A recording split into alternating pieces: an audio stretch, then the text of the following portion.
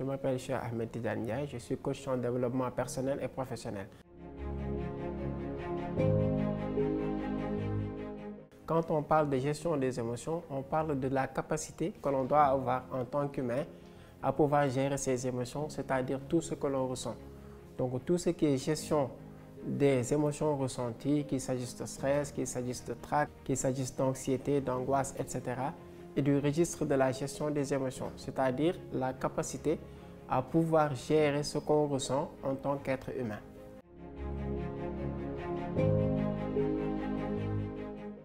L'intelligence émotionnelle, c'est justement cette faculté qui peut faciliter la gestion des émotions.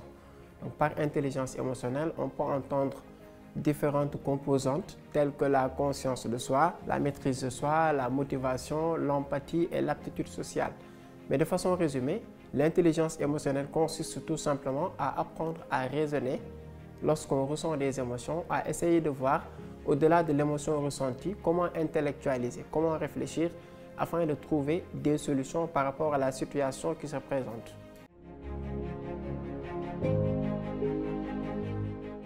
Bon, il peut s'agir de pas mal d'émotions. Par exemple, des gens considèrent parfois avoir des blocages en termes de communication.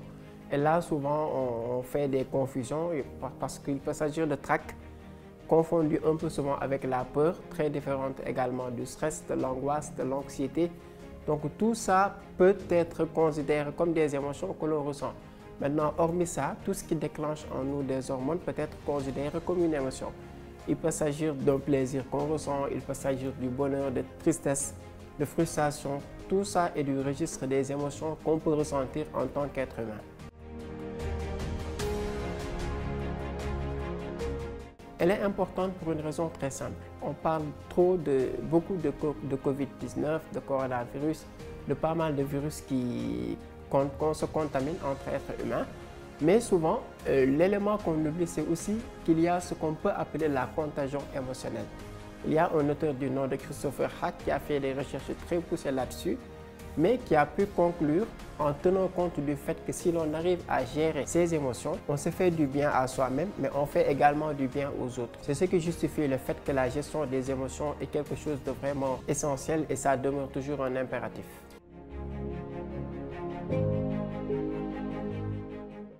Être dans une situation de crise, ça peut se reconnaître de façon très simple.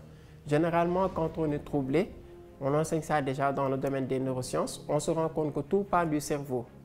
Quelqu'un qui est dans une situation durant laquelle il déclenche une émotion se déclenche tout de suite, par exemple une colère, c'est qu'à ce moment précis, c'est son cerveau limbique qui se déclenche. La partie du cerveau qui est loin sauf pensante. Donc la personne est dans une situation où elle ne peut pas réfléchir parce qu'elle est en colère. À ce moment précis, elle sécrète une hormone qu'on appelle cortisol. Et lorsque le cortisol se déclenche chez l'humain, le cerveau humain reste en alerte. Et pendant 5 heures de temps, on peut prendre tout ce qu'on nous dit comme une menace ou comme de l'offense, etc. Donc, le fait de sentir l'émotion, c'est déjà physique. Il y a bien sûr cette dimension psychologique, cette dimension neuroscientifique, je dois dire entre guillemets, mais il y a aussi l'aspect physique de la chose. On sait que quelqu'un qui est en colère, par exemple, il a le front qui est plissé. Quelqu'un qui est nerveux ou stressé, quand on le salue, on sent qu'il a les mains qui sont moites. Donc, il y a 1001 façons de comprendre qu'on est en train de ressentir une émotion.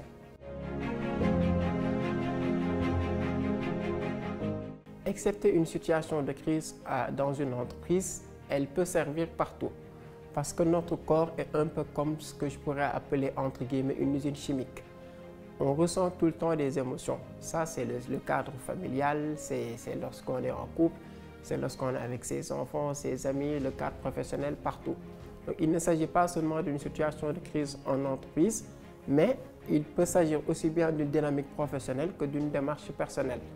Donc, on ressent ça pratiquement dans tous les domaines de la vie et les situations peuvent être tout le temps les mêmes et il est possible quand même de trouver le moyen de remédier à ça, notamment en commençant par vraiment en avoir conscience.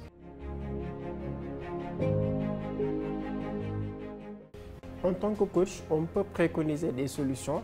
Tout dépend de la personne à laquelle on a affaire. Tout simplement parce que c'est vrai, quand on fait du sport, on déclenche cette hormone qu'on appelle dopamine et qui nous fait du bonheur. On l'appelle l'hormone du bonheur. Il y a d'autres possibilités, la méditation, le fait d'écouter de la musique, le fait de sortir, échanger avec les autres. Il y a mille et une façons de gérer des émotions. Tout dépend de la situation dans laquelle la personne se trouve. Par exemple, il y a plusieurs recherches qui montrent que lorsqu'une personne est en colère, le seul fait de se promener avec elle dans une zone où il y a de la végétation, des arbres, des fleurs, et de donner à cette personne l'occasion de s'exprimer, de la laisser parler, parce que parfois c'est ce qu'on ne fait pas. Une personne qui est en colère, on ne lui laisse pas souvent le soin de... On essaie de la calmer, mais on ne lui donne pas le soin de s'exprimer comme il faut.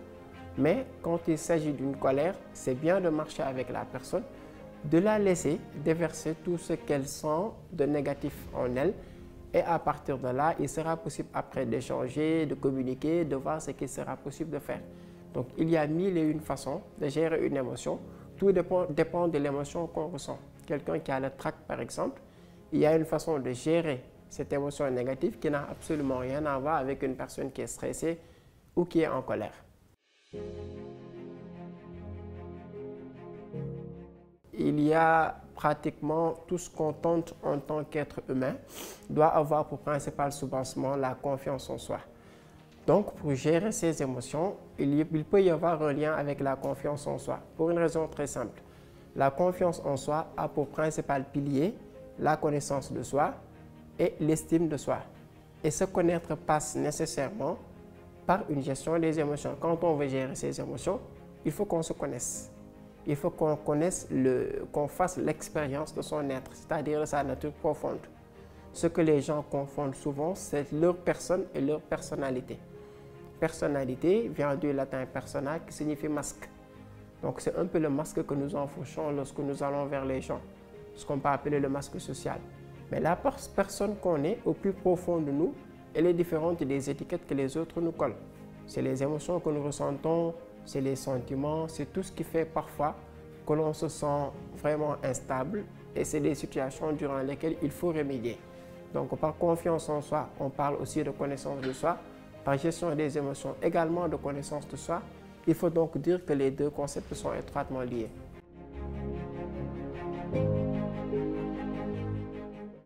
Bon, les gérer ne signifie pas forcément les étouffer. Il s'agit déjà d'en avoir conscience. C'est un peu comme si vous conduisez votre voiture et qu'il y a un panneau qui vous signale qu'il y a un dos d'âne, le feu, etc. Donc c'est une façon de vous diffuser un message. Et c'est pareil dans le cadre des émotions. Une émotion qu'on ressent, c'est parfois un signal. C'est un dossier qu'il faut tout de suite traiter. Mais rien ne dit qu'on doit forcément l'étouffer. Le gérer, c'est déjà l'accepter. Et au-delà du fait de l'accepter, essayez de comprendre quel est le message que cette émotion me transfère. Pour une raison très simple. Quand on vous offre un cadeau, il faut que vous l'ouvriez pour savoir de quoi est-ce qu'il s'agit. C'est la même chose pour une émotion. Le cadeau en tant que tel, l'emballage, c'est l'émotion. Mais le contenu, c'est ce qu'on peut appeler le message. Donc le fait que je ressente une chose va bien au-delà parce que par la même occasion, je dois réfléchir et savoir exactement de quoi est-ce qu'il s'agit, comment arriver à y remédier.